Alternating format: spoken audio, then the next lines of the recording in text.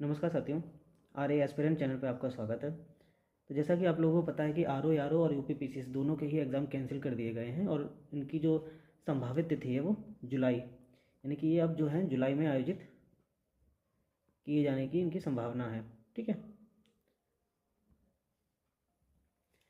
तो आज के सेशन में हम लोग क्या ये स्टार्ट करते हैं कि जो PYQ है 2021 का जो आर ओ का प्री एग्ज़ाम हुआ था, एक मिनट, प्री हुआ था। ठीक है, उसके जितने भी फैक्ट्स हैं वो इस आज के सेशन में हम लोग कवर करेंगे। ठीक है, तो चलिए स्टार्ट करते हैं। देखो, यूपीपीसीएस का जो प्री एग्ज़ाम होगा उसमें और आर ओ के एग्ज़ाम में, दोनों में ही फैक्ट जो बेस्ड क्वेश्चन है वो काफ़ी पूछे जाते हैं। जैसे कि अभी आपने आर ओ का जो प्रीलिम्स एग्ज़ाम दिया होगा जो अभी कैंसिल हो गया था, उसमें काफ़ी ज़्यादा फैक्चुअल क्वेश्चन काफ़ी आते हैं। तो ये 2021 में जो जितने भी क्वेश्चन आए थे उनको हम लोग डिस्कस करते हैं। ठीक है, तो एक क्वेश्चन था कि बुलर झील के बारे में पूछा गया था कि इंडिया की सबसे बड़ी मीठे पानी की झील कौन सी है। तो वो बुलर झील है और ये जम्मू कश्मीर में स्थित है। ठीक है, इसके अलावा भी कुछ और झीलें हैं जैसे कि कोलेरू झील आंध्र प्रदेश और नाल सरोवर झील गुजरात।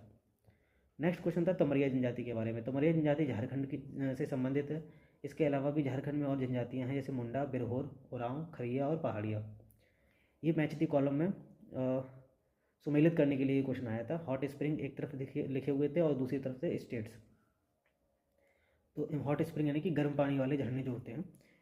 तो मणिकर्ण, ये हॉट स्प्रिंग हिमाचल प्रदेश में है। तप्ता पानी उड़ीसा में है। बजेश्वरी महाराष्ट्र में है। नारायणी राजस्थान में है।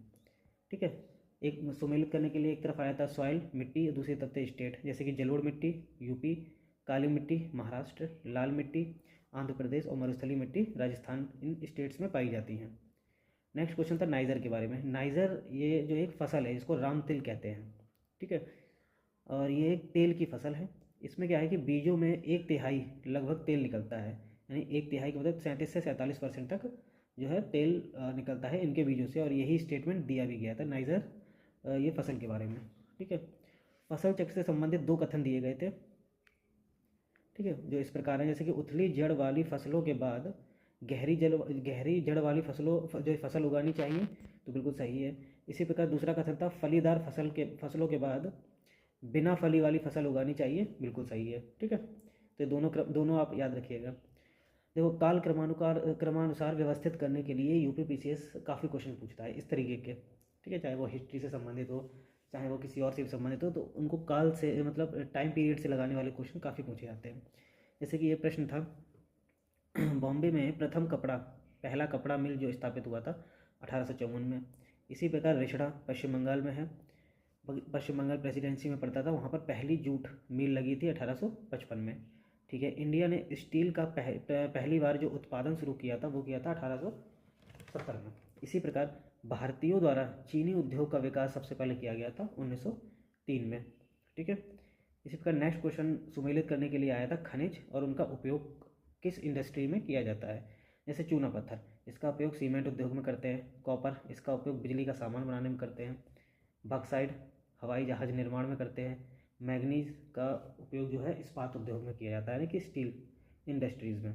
ठीक है, एक प्रश्न आया था लौह इस्पात संयंत्र थे और नदी के किनारे, किस नदी के किनारे स्थित है। जैसे बोकारो, ये है दामोदर नदी के किनारे। जमशेदपुर स्वर्ण रेखा नदी के किनारे। भद्रावती भद्रा नदी के किनारे। ठीक है, अब इसमें एक भिलाई है, भिलाई लौह इस्पात संयंत्र, ये किसी भी नदी के किनारे नहीं है। ठीक है, यही प्रश्न पूछा भी गया था कि निम्नलिखित में से कौन सा लौह इस्पात संयंत्र किसी भी नदी के किनारे जो है स्थित नहीं है, तो वो है भिलाई। भिलाई आपका पड़ेगा छत्तीसगढ़ में, और बोकारो का याद रखना ये है Jharkhand. Okay, next question crop और कंट्रीज को मैच दी कॉलम आपको करना था। जैसे कि रबर सबसे ज़्यादा थाईलैंड, कॉफ़ी ब्राज़ील, ओलिव यानी कि जैतून स्पेन, और शुगर केन यानी कि गन्ना ब्राज़ील। ठीक है, और इसमें जो क्वेश्चन जो था कॉफ़ी का उत्पादन ब्राज़ील की जगह मंगोलिया लिखा हुआ था, जो कि गलत है। यही क्वेश्चन पूछा गया था, इसका सही आंसर था बी। ठीक है, तो कॉफ़ी ब्राज़ील। नेक्स्ट क्वेश्चन है विश्व का सबसे बड़ा मछली उत्पादक देश FAO की 2022 की रिपोर्ट के अनुसार है चाइना। इंडिया की अगर बात करें तो थर्ड स्थान आता है। ठीक है, वादे की भूमि किसे कहा जाता है, तो मिंडनाओ द्वीप है ये, और ये फिलीपींस का दूसरा सबसे बड़ा द्वीप है। ठीक है, इसको वादे की भूमि कहा जाता है। इंडोनेशिया, ओके, किस देश के साथ अपनी बाउंड्री शेयर नहीं करता है। ठीक है, चार ऑप्शन दिए थे, एक था ब्रुनेई, फिर Timor Leste, Malaysia, Papua New Guinea. तो Timor Leste, Malaysia, Papua New Guinea इनके साथ तो बॉर्डर शेयर करता है, लेकिन ब्रुनेई के साथ नहीं करता। ठीक है, तो यही इसका आंसर हो जाएगा। अगर आपने साउथ ईस्ट एशिया का मैप देखा होगा तो एक बोर्नियो आइलैंड है, इस तरीके से पड़ता है बोर्नियो आइलैंड। इसमें छोटा सा देश यहाँ उत्तर की तरफ इसमें है ब्रुनेई। ठीक, इस पूरे द्वीप को बोर्नियो कहते हैं। इसमें इस बोर्नियो द्वीप पर 3 देशों का जो है अधिकार है।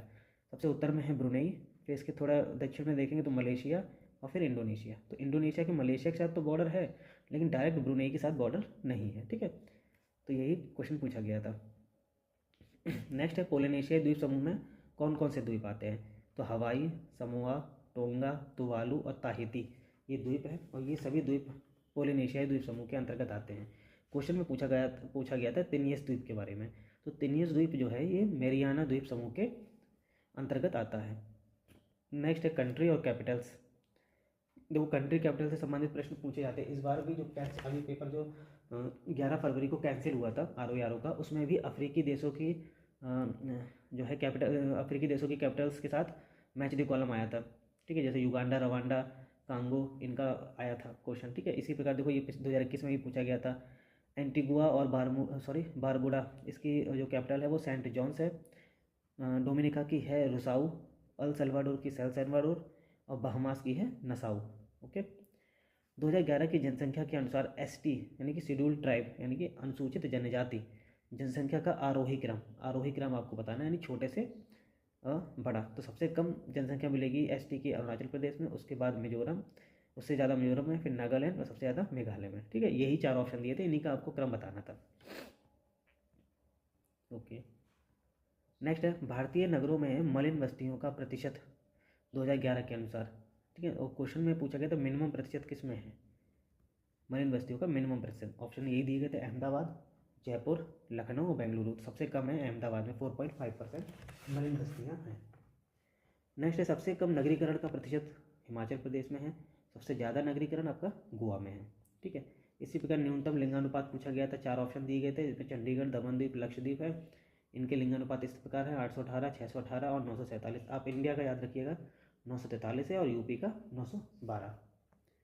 मिलियन शहर के बारे में पूछा गया था। ठीक है, कि निम्नलिखित में से कौन सा एक मिलियन शहर नहीं है? मिलियन का मतलब है जिनकी जनसंख्या 10 लाख से ज़्यादा होती है। ठीक है, तो यूपी की अगर बात करें तो 2011 के अनुसार यूपी के 7 शहर ऐसे हैं जिनकी संख्या 10 लाख से ज़्यादा है, उनको मिलियन नगर या मिलियन शहर कहा जाता है। इसमें कानपुर है, लखनऊ है, गाजियाबाद है, आगरा है, वाराणसी, मेरठ और प्रयागराज। प्रस्तावना से संबंधित एक प्रश्न आया था, उसमें पूछा गया था कि प्रस्तावना में जो न्याय है कितने प्रकार के न्यायों का वर्णन किया गया है? तो प्रस्तावना में 3 प्रकार के न्याय हैं, सामाजिक, आर्थिक और राजनीतिक। ठीक है, प्रस्तावना से संबंधित एक प्रश्न देख लेते हैं। इसमें 5 प्रकार की स्वतंत्रताओं के बारे में जिक्र किया गया है। अब ये स्वतंत्रताएं कौन सी हैं? विचार, अभिव्यक्ति, धर्म, विश्वास और उपासना की स्वतंत्रता। अब यहाँ हम लोग प्रस्तावना की बात कर रहे हैं तो 42वें संविधान संशोधन की भी बात करते हैं, क्योंकि प्रस्तावना में एकमात्र संविधान संशोधन 42वां ही हुआ है। ठीक, जिसके द्वारा 3 शब्दों को जोड़ा गया, धर्मनिरपेक्ष, समाजवादी और अखंडता।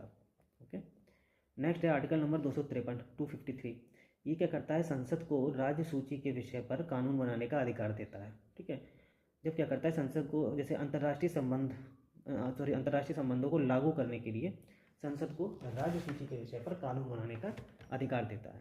ओके, नेक्स्ट नीलम संजीव रेड्डी, राष्ट्रपति के संबंध में ये प्रश्न आया था। ये निर्विरोध निर्वाचित होने वाले राष्ट्रपति हैं। ठीक है, एकमात्र ऐसे राष्ट्रपति हैं जो निर्विरोध निर्वाचित हुए, और ये लोकसभा के अध्यक्ष भी रह चुके थे 2 बार। राज्य विधानमंडल के कॉरम के बारे में पूछा गया था। ठीक है, कॉरम क्या है? तो 10 सदस्य या कुल सदस्यता का 10वां हिस्सा जो भी अधिक हो वो राज्य विधानमंडल कॉरम कहा जाता है। ठीक है, और इसका जिक्र आर्टिकल नंबर 189 के 3rd में है। 8वीं अनुसूची के बारे में आया था कि 8वीं अनुसूची में देखो, अब 8वीं अनुसूची किससे संबंधित है? भाषा से संबंधित है, 22 भाषाएं हैं। ओके, अगर हम बात करें जब मूल संविधान, जब संविधान लागू हुआ था, ठीक है, तो कितनी भाषाएं थी?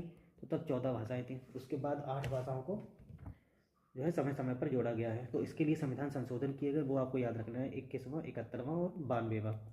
21वां संविधान संशोधन के द्वारा सिंधी भाषा जोड़ी गई। 71वां जो संविधान संशोधन हुआ था उसके द्वारा 3 भाषाएं जोड़ी गई, और वो थी कोंकणी, मणिपुरी और नेपाली। 52वें के द्वारा 4 भाषाएं जोड़ी गई, डोगरी, बोडो, मैथिली और संथाली। ठीक है, नेक्स्ट है साउथ एशिया के लिए भारत का 6 सूत्रीय प्रस्ताव कौन लाया था? तो अटल बिहारी वाजपेयी लाए थे, तो जिस समय वो पीएम थे। इसी प्रकार लुक ईस्ट पॉलिसी ये कौन लाया था? पीवी नरसिम्हा राव 1992, तो ये पीएम थे पीवी नरसिम्हा राव। ठीक है, कुछ योजनाओं और उनके वर्ष से संबंधित आर में ये प्रश्न मतलब उनके फेवरेट है कि इससे योजनाओं से संबंधित प्रश्न आते ही हैं। अब जैसे महिला समृद्धि योजना 1993, महिला स्वशक्ति योजना 1998, महिला साम्राज्य योजना 1989 नहीं 1989, और राष्ट्रीय पोषण मिशन योजना 2018। ठीक है, पंचवर्षीय योजना और मॉडल कि किस पंचवर्षीय योजना में कौन सा मॉडल जो है प्रयोग किया गया था मॉडल का। जैसे पहली पंचवर्षीय योजना थी उसमें था हेराल्ड डोमर मॉडल, द्वितीय पंचवर्षीय योजना में महालनोबिस मॉडल, तृतीय पंचवर्षीय योजना में एस चक्रवर्ती मॉडल, और चतुर्थ में था अशोक रुद्र मॉडल। ठीक है, ऐसे ही कृषक श्रेणी से संबंधित एक प्रश्न आया था, और ये जो सेकंड नंबर पे प्रश्न है ये पूछा गया था कि जो 1 से लेकर 2 हेक्टेयर की भूमि वाले किसान हैं उनको क्या कहा जाता है? तो उनको लघु किसान कहा जाता है, लघु कृषक। ठीक है, बाकी और देख लेते हैं। जैसे कि सीमांत कृषक कहते हैं 1 हेक्टेयर से कम भूमि जिनके पास कम भूमि होती है, 1 हेक्टेयर से कम भूमि। इसके अलावा लघु कृषक कहते हैं जिनके पास 1 से 2 हेक्टेयर के बीच की भूमि होती है। उसी प्रकार अर्ध मध्यम वाले होते हैं जिनके पास 2 से 4 हेक्टेयर भूमि होती है। मध्यम कृषक होते हैं जिनके पास 4 से 10 हेक्टेयर भूमि होती है। इसी प्रकार बड़े कृषक होते हैं जिनके पास 10 हेक्टेयर या उससे अधिक भूमि होती है। ठीक है, इसी प्रकार नेक्स्ट उद्यम से संबंधित एक प्रश्न आया था कि कौन से उद्यम के प्रकार, और वो भी इन्वेस्टमेंट और टर्नओवर के आधार पर। जैसे कि 3 प्रकार के उद्यम होते हैं, सूक्ष्म, लघु और मध्यम। अब इन्वेस्टमेंट की अगर बात करें तो 1 करोड़ तक का जिनमें इन्वेस्टमेंट होता है वो सूक्ष्म उद्यम कहलाते हैं, और 5 करोड़ तक का टर्नओवर होता है इनका। ठीक है, तो 1 करोड़ का इन्वेस्टमेंट या 5 करोड़ का टर्नओवर, तो वो सूक्ष्म कैटेगरी में आएंगे। लघु में वो आते हैं जिनका इन्वेस्टमेंट होता है 1 से लेकर 10 करोड़ और टर्नओवर होता है 5 से लेकर 50 करोड़। मध्यम श्रेणी में वो आते हैं जिनका इन्वेस्टमेंट होता है 10 से 50 करोड़ और टर्नओवर होता है 50 से 250 करोड़। ठीक है, सही सुमेलित कीजिए। अब देखो ये एक्ट पूछे गए थे और कौन से साल में आए हैं, ये आपको सही सुमेलित कर देते हैं। ठीक है, जैसे कंपनी एक्ट बहुत पूछा जाता है 2013 में, भारतीय संविदा अधिनियम 1872 में, साझेदारी अधिनियम 1932 और वस्तु विक्रय अधिनियम 1930। आरबीआई गवर्नर्स का कार्यकाल पूछा गया था मैच द कॉलम में। IG पटेल 1977 से 1982 के बीच में रहे थे। मनमोहन सिंह 82 से 85, श्री रंगराजन 1992 से 1997 और सुब्बा राव रहे थे 2008 से 2013 तक। ठीक है, सितार से संबंधित एक प्रश्न आया था कि सितार में किस प्रकार की ध्वनि तरंगें उत्पन्न होती हैं? तो सितार में अप्रगामी और अनुप्रस्थ तरंगें उत्पन्न होती हैं। अप्रगामी हैं और अनुप्रस्थ तरंगें हैं। ठीक है, कथन एक पूछा गया था, ये साइंस से संबंधित प्रश्न है, 4 कथन इसमें दिए गए थे। ठीक है, जैसे मनुष्य का कान 1000 हर्ट्ज पर सबसे अधिक सेंसिटिव होता है, बिल्कुल सही है। और वैसे भी हम लोग ध्वनि सुन सकते हैं 20 से लेकर 20,000 हर्ट्ज ध्वनि सुन सकते हैं, उसमें से भी 1000 पर सबसे ज़्यादा सेंसिटिव होता है। इसी प्रकार मनुष्य की आँख हरे रंग के लिए सबसे अधिक सेंसिटिव होती है। ठीक है, सुनने की दृढ़ता 1/10 सेकंड होती है। ओके, दृष्टि की दृढ़ता यानी देखने की दृढ़ता 1/16 सेकंड होती है। ठीक है, ये बल्ब से संबंधित प्रश्न आया था कि बल्ब रोशनी सबसे ज़्यादा कब देगा? तो 2 बल्ब हैं। ठीक है, 2 बल्ब, 2 एक जैसे बल्ब जब समानांतर श्रेणी में जोड़ा जाएगा उनको तो वह अधिक रोशनी देंगे। ठीक है, समानांतर श्रेणी में जोड़ेंगे तब अधिक रोशनी देंगे। ओके, इसी प्रकार एक प्रश्न आया था कि सरसों के तेल में या सरसों में तेल की मात्रा बढ़ाने के लिए कौन सा तत्व तो कौन से तत्व का यूज़ किया जाता है? तो वह है सल्फर का। ठीक है, ऐसा ही एक क्वेश्चन था हाइड्रोजन सल्फाइड यानी H2S प्रदूषक के बारे में। हाइड्रोजन सल्फाइड क्या है? प्रदूषक है। इसका फॉर्मूला याद रखिएगा, H2S है। ठीक है, इसका मुख्य स्रोत क्या है, कहाँ से उत्पन्न सबसे ज़्यादा होता है? तो ऑप्शन में था सड़े हुए वनस्पति एवं पशु के पदार्थ से। ठीक है, तो वनस्पति और पशुओं के जो पदार्थ हैं जो सड़ गए हैं उनसे निकलता है H2S। नेक्स्ट प्रश्न था कि 10 दिनों से अधिक दिन तक अगर आप उपवास करते हैं तो आपके शरीर पर क्या इफेक्ट पड़ेगा? तो एक ऑप्शन में दिया था कि लीवर में ग्लूकोज का स्तर कम हो जाएगा। ठीक है, एक ऑप्शन था एक प्रश्न पूछा गया था गौसामर रेशम के बारे में। ठीक है, रेशम कई प्रकार के होते हैं तो उसमें से एक प्रकार है गौसामर रेशम। तो गौसामर रेशम उस रेशम को कहते हैं जो मकड़ियों द्वारा उत्पादित होता है, तो मकड़ियों द्वारा उत्पादित रेशम कहलाता है गौसामर रेशम। ओके, नेक्स्ट है क्वेश्चन, सभी आवश्यक अमीनो एसिड्स का सर्वोत्तम स्रोत कौन सा है? तो वो है एग, अंडा। तुलसी का पौधा का औषधीय महत्व होता है, किस लिए औषधीय महत्व होता है, तो उसमें उपस्थित होता है आपका फिनॉल और फ्लेवोनाइड्स, इनकी उपस्थिति के कारण तुलसी के पौधे का औषधीय महत्व है। ओके, पशु और नस्ल दी गई थी, जैसे भैंस की जो नस्ल है वो है भदावरी, इसके अलावा और भी हैं मुर्रा, जाफराबादी और महसाना। इसी प्रकार गाय की है सिंधी, इसके अलावा और भी हैं साहिवाल, थारपारकर और गिरी। बकरी की है जमुनापारी, इसके अलावा अंगोरा, सानेन और नुरेज। उसी प्रकार भेड़ की है लोही, इसके अलावा कच्छी और कूका। ठीक है, काशी लालिमा ये किसकी प्रजाति है, भिंडी की एक प्रजाति है। नेक्स्ट क्वेश्चन था, सुमेलित करने के लिए आया था ईमेल का है इलेक्ट्रॉनिक मेल, www का है वर्ल्ड वाइड वेब, CPU का सेंट्रल प्रोसेसिंग यूनिट।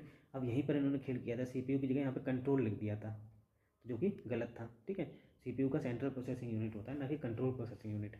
इसके अलावा ALU अर्थमेटिक लॉजिक यूनिट। ठीक है, नेक्स्ट सुमेलित करने के लिए आया था कि 8 बिट्स को मिलाकर एक बाइट बनता है। ठीक है, 1 KB में 1024 बाइट्स होते हैं। इसी प्रकार 1 GB में 1024 MB होता है। 1 TB में 1024 GB होते हैं। ठीक है, मोनोक्लाइमैक्स थ्योरी, ये जो दी थी थ्योरी, इसको एकल चरम सिद्धांत कहते हैं। ये EF क्लीमेंट्स की है। ओके, ये डायरेक्ट पूछा गया था। ये एक मतलब UPPCS का बहुत ही इंपॉर्टेंट टॉपिक हो, ज़्यादातर ये पूछा जाता है, बहुत ही प्रिय टॉपिक रहा है UPPCS का। वन संरक्षण अधिनियम 1980, पर्यावरण संरक्षण अधिनियम 1986।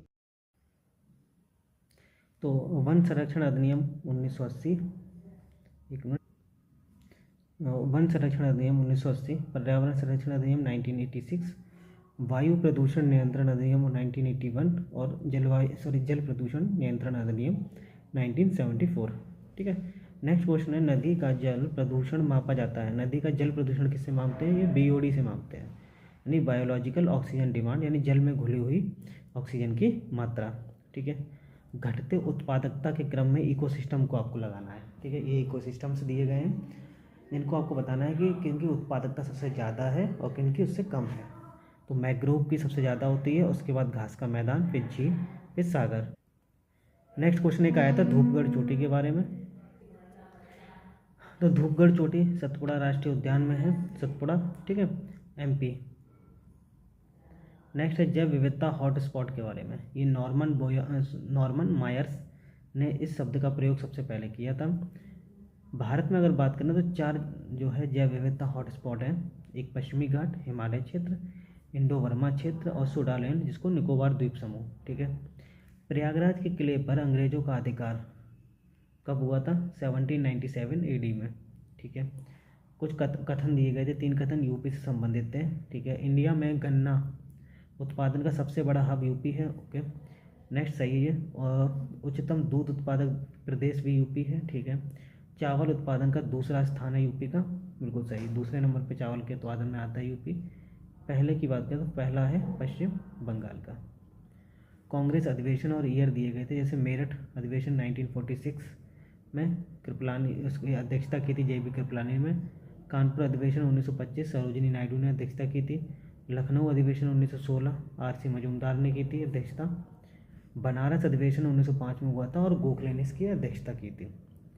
ठीक है, नेक्स्ट एक प्रश्न पूछा गया था, ये भी सुमेलित करने के लिए था, ऐतिहासिक मेले और स्थान से। जैसे जल विहार मेला बुंदेलखंड, बटेश्वर मेला पश्चिमांचल आगरा, शुक्रताल मेला मुजफ्फरनगर, बलदेव छठ मेला फरीदाबाद हरियाणा। ठीक है, जनपद जो नेपाल के साथ सीमा साझा करते हैं, ऐसे 7 जिले हैं UP के, जिसमें बलरामपुर, श्रावस्ती, लखीमपुर खीरी, बहराइच, पीलीभीत, सिद्धार्थनगर, महाराजगंज। ठीक है, ऑप्शन में दिया था कुशीनगर, तो आप ये भी याद रखिएगा, कुशीनगर जो है नेपाल के साथ सीमा साझा नहीं करता है। ठीक है, नेक्स्ट पूछा गया था नौचंदी मेला के बारे में। नौचंदी मेला मेरठ में लगता है और ये हिंदू मुस्लिम दोनों इसमें आते हैं। ओके, नेक्स्ट क्वेश्चन है, UP की कुल जनसंख्या में कार्यबल का प्रतिशत कितना है, तो 32.98% कार्यबल है, जिसमें मेल कार्यबल की जो परसेंटेज है वो 57.5 है और फीमेल की है 25.1। नलकूपों में से सर्वाधिक सिंचाई में कौन सा राज्य प्रथम स्थान पर है नलकूपों के मामले से में, तो वो है UP में भी सबसे ज़्यादा नलकूप से होती है, फिर नहर, फिर कुआं। मध्यकालीन शहर और वर्तमान अवस्थिति, जैसे कि कोल और कोयल, ये अब वर्तमान में अलीगढ़ में है। महोत्सव नगर, महोबा, महोदय श्री कन्नौज, जेजाक भुक्ति बुंदेलखंड। अंग्रेजों के विरुद्ध बनारस विद्रोह का नेतृत्व किसने किया था? तो राजा चेत सिंह ने किया था 1780-81 में। बेतरगांव मंदिर कानपुर यूपी में अवस्थित है। इसका निर्माण 5वीं-6वीं शताब्दी के मध्य किया गया था। ठीक है, 5वीं से 6वीं ईस्वी के मध्य हुआ था। और ये ईंटों से निर्मित प्राचीन मंदिरों में से एक है और ये एक गुप्तकालीन मंदिर है। ठीक है, गुप्त काल में इसका निर्माण हुआ था। लहुरा देव आप जानते ही हैं, संत कबीरनगर जिले में स्थित है ये लहुरा देव। चावल के प्राचीनतम साक्ष्य मिले हैं यहाँ से। नेक्स्ट मैच द कॉलम में एक प्रश्न आया था, लोकगीत और गायन। जैसे चैती जो है मौसमी गीत है। कजरी विवाह और मौसमी गीत है। रसिया ब्रज का लोक गीत है। और सोहरा है संस्कार गीत। ठीक है, महाजनपद से संबंधित एक प्रश्न पूछा गया था। देखो टोटल महाजनपद है 16 भारत में, उसमें यूपी में वर्तमान में अवस्थित हैं 8। कौन कौन से हैं? काशी, कौशल, मल्ल, चेदी, वत्स, कुरु, पांचाल, सूरसेन। इनका क्षेत्र वर्तमान यूपी में पड़ता है। नेक्स्ट प्रश्न पूछा गया था अंतर्राष्ट्रीय आलू केंद्र। तो अंतर्राष्ट्रीय आलू केंद्र लीमा पेरू में है। राष्ट्रीय आलू केंद्र ये आप याद रखिए, राष्ट्रीय आलू अनुसंधान केंद्र है कुफरी शिमला में। ग्लोबल क्लाइमेट रिस्क इंडेक्स ये जर्मन वॉच द्वारा ये जो है इंडेक्स जारी किया गया। राष्ट्रीय आपदा प्रबंधन अधिनियम 2005। जिबूती आचार संहिता संबंधित है समुद्री डकैतों के विरुद्ध अंतर्राष्ट्रीय समूह से संबंधित है जिबूती आचार संहिता। एक क्वेश्चन पूछा गया था, उपन्यास था झीनी झीनी बीनी चदरिया, ये अब्दुल बिस्मिल्लाह का है। ठीक है, नेक्स्ट सुमेलित करने के लिए आया था चुकंदर, चीनी से संबंधित है। शहद ग्लूकोज और फ्रक्टोज से हो गया। कपास में आपको पता ही होगा सेलुलोज पाया जाता है। और दुग्ध में लैक्टोज। ठीक है, भारतीय शहरी वेधशाला ये प्रश्न पूछा गया था, ये भारतीय शहरी वेधशाला है नई दिल्ली में। एक प्रश्न आया था सुमेलित करने के लिए, फल और उत्पादित राज्य सर्वाधिक उत्पादन कहाँ होता है? आम का यूपी में, लीची बिहार, नारियल केरल और सेब का जम्मू कश्मीर। ब्रेंट इंडेक्स संबंधित है क्रूड ऑयल प्राइस से। ठीक है, नेक्स्ट प्रश्न पूछा गया था डेविंसी प्लस और वेरिटास ये क्या है? ये नासा के एक नए मिशन है और ये शुक्र ग्रह से संबंधित मिशन है। ठीक है, भांड पाथेर ये क्या है? लोक नाट्य है और ये जम्मू कश्मीर से संबंधित लोक नाट्य है।